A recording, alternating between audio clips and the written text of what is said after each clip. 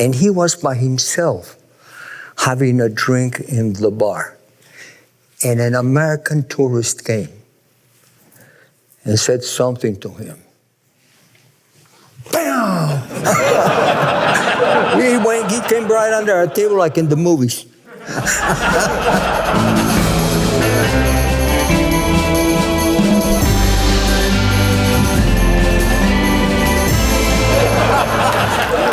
Thank you for joining us today. We are kicking back and talking about Duke Wayne, and we have somebody who was top billed with Duke in Howard Hawks' last movie. That would be RIO Lobo, John Wayne, Jorge Rivero, RIO Lobo, and then everybody else. We want to hear all about it from Jorge Rivero. Come on in. Thank you, Bill. Thank you. Hey. Thank you. Look at this great outfit. Well, this is the outfit from RIO Lobo, because I play a Southerner. And at the time, I didn't speak English very well. So we knew that. We've seen the film. Well, it was that, and as a matter of fact, the first one that knew I didn't speak English very well was John Wayne. And he always said, Jorge, come here. Let's do the scene before. So I rehearsed with him before. It was wonderful because who better than John Wayne to tell me how to do it? Yeah. So it was great. He's the king. Have a seat, yes, please. Thank you. How does it feel to be able to still wear that outfit? Well, I told my wife, because they said, you got to wear something Western. So I went on my closet, I took the outfit, the Southern outfit, and I put it on, and I said, hey, it still fits. That's great. It's fantastic. When was the last time you had that on? In 1970. Wow. Yeah, because we made the movie in at the end of 1969 and 1970. It was released, the movie. Mm-hmm. That was it. So it was released, and at the time, I'm just got to tell the audience, I didn't speak English very well, and the way I met John Wayne it was a rodeo in Cuernavaca, a very small rodeo, and I was riding, doing the rodeo, and a Mexican guy came down and said, hey, Jorge, some gringos want to talk to you. I said, who? I don't know. So I went up. It was, at the time, I didn't know who Howard Hawks was. It was Howard Hawks and some people, I think, from Paramount. So I talked to he said, Jorge, you write very well. I need somebody in my next movie like that. I said, oh, okay. Do you speak English? Oh, yes. So, are you an actor? Oh, yes. So he said, when do you finish here? I said, in a couple of days. Okay, I'm going to fly you to Los Angeles. They put me over there at the Sportsman Lodge, and they got me a teacher, and the teacher taught me the thing. So it came the day where I had to do the scene, and guess who came? John Wayne. He took his hat off. He said, I'm John Wayne, like if I didn't know who John Wayne was. So I was really, really surprised, and it was very nice. I made the scene with him. He turned around and he said, you got the part. How great. So it was terrific. I made the movie. It was wonderful to work with all these wonderful actors with me surrounded. And when we finished the movie, he said, Jorge, do you want to go to Mexico? And yes, so we took his yacht. It was called the Wild Goose. It was his wife and several other people from Paramount. And we went on the yacht. And in the middle of the ocean, all of a sudden they got in a discussion. And Pilar is her name because she's from Chile. She got the wine and threw him on him. And she got up and she started swearing in Spanish. John would ask, what's she saying?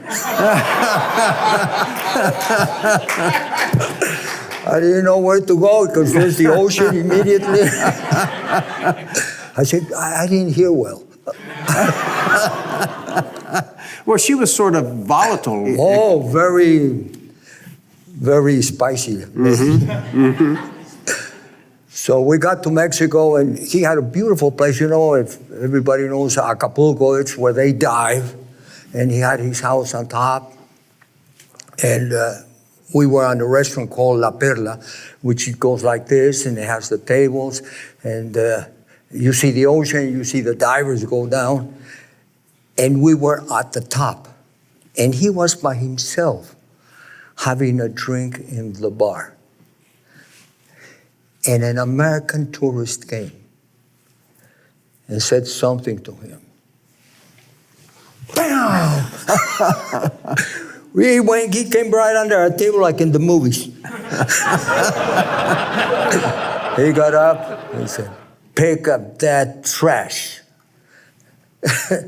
And that was my wonderful. From there on, when the movie was released, for me, it was wonderful. Well, with John Wayne on RIO Lobo, that was Howard Hawks' last film.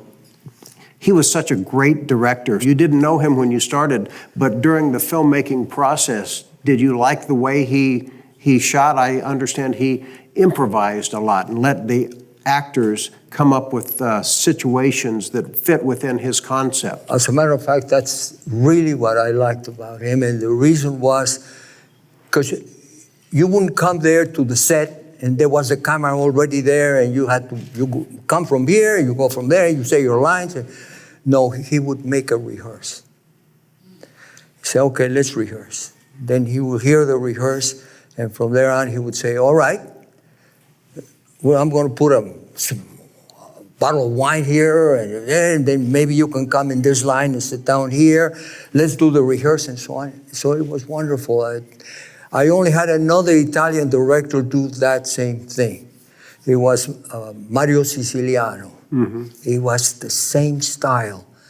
And it's wonderful to work like that because it comes out from you. Sure. Well, and with Wayne, because they had done so many films together too, there was an understanding and a fast way of setting things up. And so John Wayne was able to improvise that way as well. Oh, yes. Mm-hmm. Oh, yes. And I got to say something on Howard Hawks. They put me over there at the Sportsman Lodge, and we were filming on CBS over there. And the first day I had to film, I didn't know the traffic.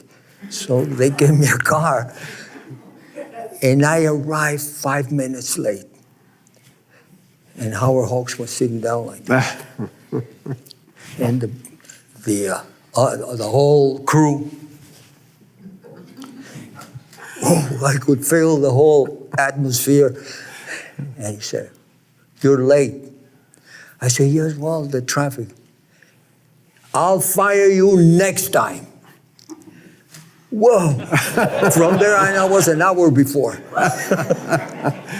That's good, because if you are on time, you're late already. Oh, yes, exactly. So from there on, it was I'm very careful now not to be late anywhere. Mm-hmm. And you had so many great scenes with Duke and Chris Mitchum in that film.